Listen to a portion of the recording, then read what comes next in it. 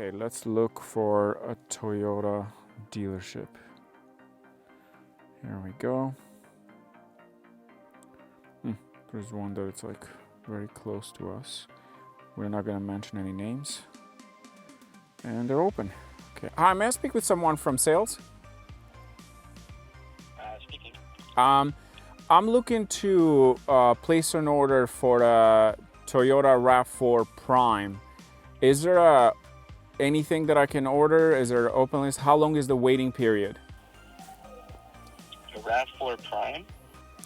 Okay, let's call the Mitsubishi store. Oh, there's one right not too far from here. For sales, please press 1. We want sales. Good afternoon, Minnie from Mitsubishi. How may I help you? Hi, I'm looking to place an order for a Mitsubishi vehicle. Are you the right person to speak to? I'm actually not. I'm actually service, but what I can do is I'll transfer you over to sales, okay? Please, thank you. No problem. So give you a moment. I pressed one. I thought you pressed. I pressed one. That's what I'm saying. Different store. Sam speaking. Hi, I'm looking to place an order for a Mitsubishi Outlander, but I want the plug-in hybrid. How long is the waiting time for that? And can you actually place an order?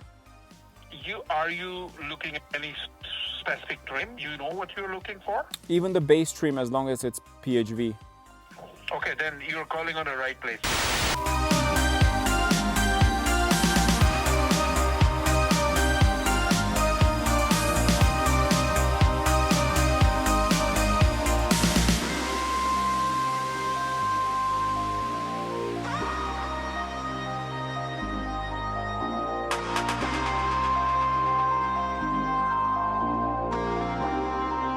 Mitsubishi doesn't have the biggest lineup in comparison to other automakers, but the products that they have are pretty amazing. And one of them, it's this 2023 Mitsubishi Outlander plug-in hybrid. This thing, it is quite impressive. And today, I'm gonna show you why I think you should buy this over the RAV4 Prime. But there are some things that are not that great about this vehicle. First, the front end, and everyone has their own opinion, and I understand design is subjective. That means I may like it, maybe you don't like it. But the good news is that when you're driving, you don't have to look at that. If you are a Land Rover fan, you might like this because the letters at the top look very similar to the ones in the Land Rover. The grille, it is attached to the hood. That's the only way to open the hood. The lights over here are split in half. Although this shares quite a lot with the Nissan Rogue, even the exterior, well, some things are almost the same. Like for example, the top side turning signal, but then everything else is different. You can also add an option for illuminated grille. That will cost you extra, of course, but if you can look at it at daytime while you're driving, that's not gonna make any difference at nighttime.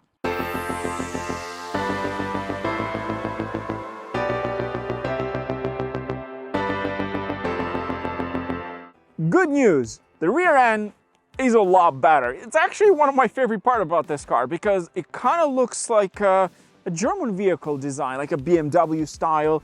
Everything is flush all the way through, so it's not like extended, like bulky.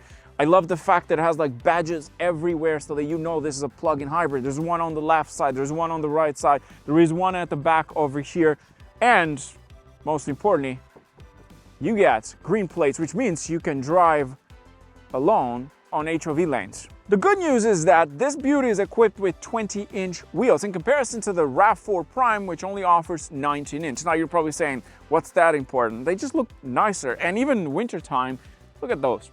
They're pretty nice.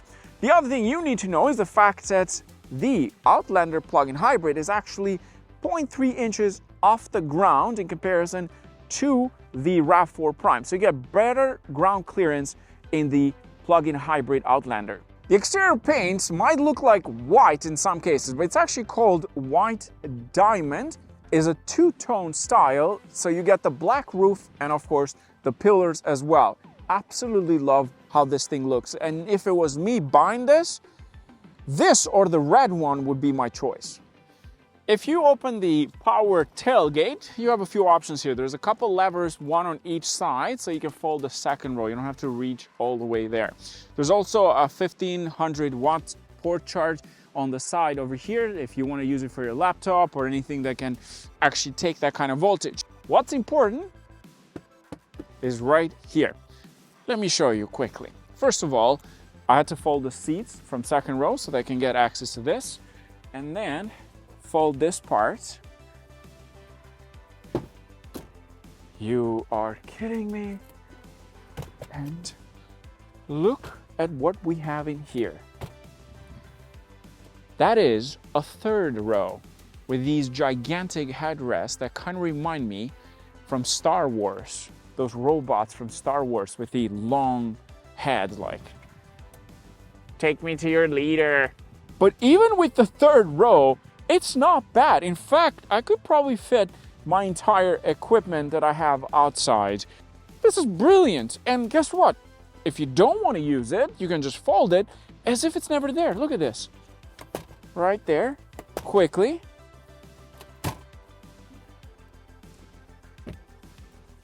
And there you go. This is amazing. Every SUV, every small SUV the size of this should have this thing, because that's brilliant, especially if you have kids. That's a huge advantage over the RAV4 Prime.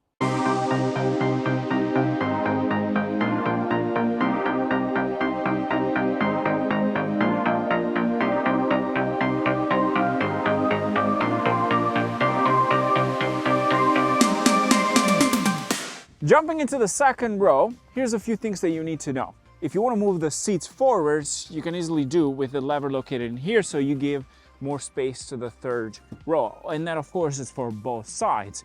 The door panel over here, there's a sunshade for some privacy.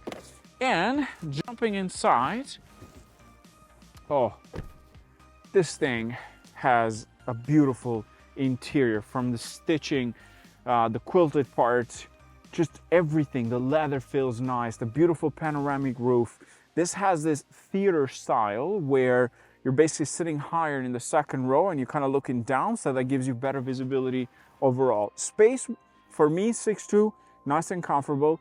I do have the seat in front of me a little bit further back because this has power seats, and when you open the door in the front, it kind of like moves the seat back, so it gives you space. In the back, we have heated seats and a small climate unit here, kind of like a temperature adjustment mostly, nothing fancy. There is a center armrest over here, and that gives you 2 cup holders, but it's technically 7 seats. So we got 2, 3, and 2 in the back. So it means 5 and 2 there, 7 seats in total. Yes, this thing can hopefully seat maybe 4 adults and 3 kids. Probably would fit them comfortably. At the end of the day, it's not a 3-row SUV, but it will do the job just fine. On top over here, we have a little pockets that you can slide. We have the top side and more pockets underneath here, so maybe you can slide your phone. Let's see if my phone will fit here. Oh, look at that. My phone fits perfectly. That was easy. There you go. And then probably in here a tablet. Not bad. Let's jump into the front. Now, you're probably thinking, wait a minute, Sam, this looks familiar. Yes, it is very much like a Nissan Rogue. Actually, almost like a Nissan Rogue. This has a nicer interior, and I do believe these are made in Japan in comparison to the Nissan Rogue, which I believe are made in the US. That's the difference. But the quality, the dashboards, everything, the beautiful stitching, the seats are so much thicker, the padding is much thicker for the recliner, the seat. Everything feels a lot better than the Nissan Rogue. The design might look very similar to the Nissan Rogue, but it is slightly different in terms of the quality. Even the steering wheel feels nice in this car. I love the two-tone interior, really makes it more luxurious. Absolutely love that. The screen is the biggest offer because this is a fully loaded, of course. And then we have a digital cluster. There's a heads-up display as well. We have a wireless charging pad. One thing I love about this, the amount of driving modes that it offers. So we have like eco, power, there's like snow as well. There's so many options, tarmac, and then there is gravel, then there is snow, and then there is mud. There's so many types of driving modes, and what's important is how they're displayed in the cluster. I love that they have taken the time and included little layouts like that to give you an idea where this vehicle is capable of going. Not the biggest fan of the gear knob, because I've driven Nissan and Infiniti models that have the same shift knob. I've gotten used to it, so I'm not going to complain anymore. But some people might have a bit of an issue at the beginning. There's a pedal mode over here so that it changes how you brake. But in my experience of driving this now for almost 3 days, this thing, you don't need to brake at all, because if you press that, it basically regenerates to charge the battery, and you might not even use brakes at all in this thing, and I love that. You have different EV modes. We got EV, you have save, and you have charge. Here's what I suggest you do if you buy one. In my books, if you want to basically get the best fuel efficiency out of this, in a city drive it under EV option.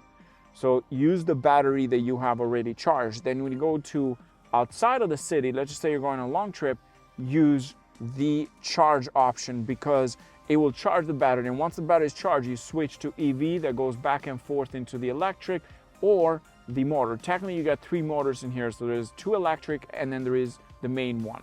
The center console, beautiful touches. The way the actual knob over here for the driving mode is designed. One thing I don't like about this is a little thing that they have for the phone, the wireless charging pad, because my phone doesn't charge with this. It's nice, it says Outlander, but I can't charge my phone. My phone will never charge. Like, I've tried a few times, it charges for like 2 seconds and then it disconnects. So I leave it there. Maybe it's just like for easy clean. Other than that, very much like a Nissan Rogue. Even the cluster has the same design. You got a few options with the cluster with the infotainment display. So let's go through some of those. First of all, it is a touch screen.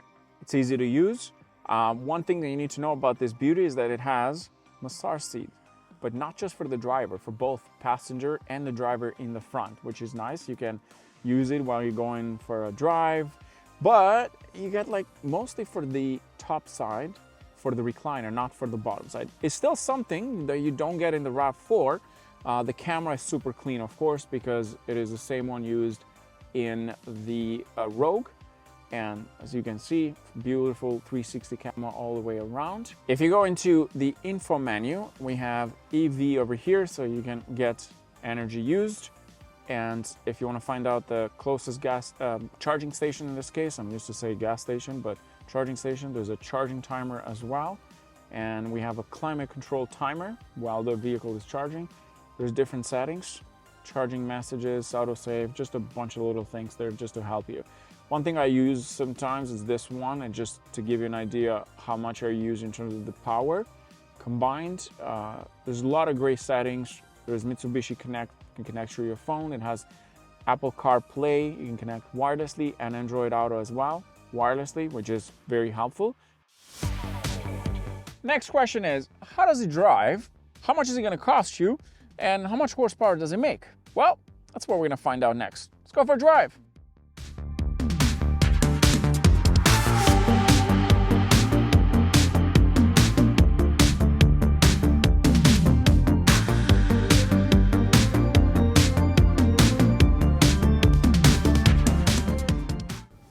.4 liter, 4-cylinder engine with 2 electric motors makes 248 brake horsepower. That is quite impressive. It is, of course, 4-wheel drive. So it's 4-wheel drive plug-in hybrid. Battery size, previous model was 13.8 kilowatts an hour. New one is 20 kilowatts an hour. The fuel tank is also bigger this year in comparison to the older plug-in hybrid. It is 3.5 gallons bigger in comparison. It gets about 38 miles on a single charge versus the Toyota RAV4, which gets about 42 miles on a single charge. The RAV4 full tank and electric will get about 600 miles, which is quite impressive. The Outlander plug-in hybrid gets about 420 miles. That's full tank. The towing capacity for the Outlander plug-in hybrid, it's 1,500 pounds. For the Toyota RAV4 Prime, it's 2,500 pounds. That is the benefit of getting the RAV4 Prime, but we'll get to that a bit later. Now, the next question I want to talk about is the price. How much are you going to pay for this, and how does it compare to the Prime? Since we are in Canada, the RAV4 Prime offers 3 packages, technically 2 packages plus an added XE trim. Meanwhile, the Outlander plug-in hybrids offers 5 packages in Canada and 4 packages in the US. The base model plug-in hybrid Outlander, it's almost $8,000 Canadian less in comparison to the Toyota RAV4 Prime. The fully loaded RAV4 is almost $5,000 more in comparison to the Outlander plug-in hybrid, which means even for the US, it's the same thing, just a difference with the currency, but you're still going to pay more for the RAV4 Prime. Now, how does this drive being a plug-in hybrid? Right now, I am on the actual motor, but it's doing EV and petrol at the same time. One thing I don't like about it is when it's charging the battery, it sounds like a generator is on. It's quick when you put your foot down. It really pulls hard. And because it has electric motors, 2 electric motors, it's super quiet. It's actually so nice to drive this thing. It's so enjoyable. It's so quiet on the inside. It feels so nice. The suspension system, all it needs now to be at the next level is air ride, because with what it offers, it drives really, really amazing. And when I drove this for the first time, I was quite impressed that a car which is pretty much a Rogue, they don't even compare with each other. Yes, they might have the same tech features, they might have the same cluster, the same screen in the center, the same user interface. The way this thing drives is at a different level. And it's weird to say that, again, how much better could it be in comparison to the Rogue? It's a lot better. I drove the Rogue recently, less than 3 weeks ago, and jumping on this now, the difference is noticeable. And another thing I love about these plug-in hybrids is that I can take the HOV lane alone, which really beats the traffic in certain areas when you're only allowed to take the HOV lane. To wrap up this video, I'm looking to place an order for a Toyota RAV4 Prime. Is there anything that I can order? Is there an open list? How long is the waiting period? The RAV4 Prime? Yeah, so Yeah, I don't know that you can get one of those. you can't even... You can try to put an order in for it, but, you know, they're a good couple of years away. Good couple of years away of ordering them. Okay. Okay, yeah, I just wanted to check. Unfortunately, that's really hard to get. Hi, I'm looking to place an order for a Mitsubishi Outlander, but I want the plug-in hybrid. How long is the waiting time for that? And can you actually place an order? Are you looking at any specific trim? You know what you're looking for? Even the base trim, as long as it's PHEV. Okay, then you're calling on the right place.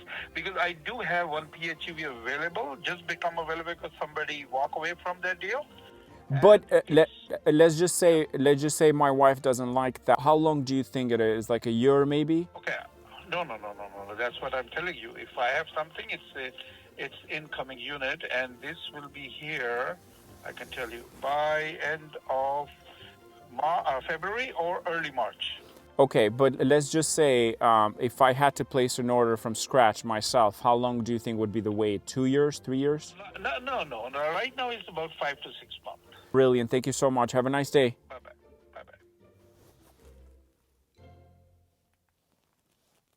Done.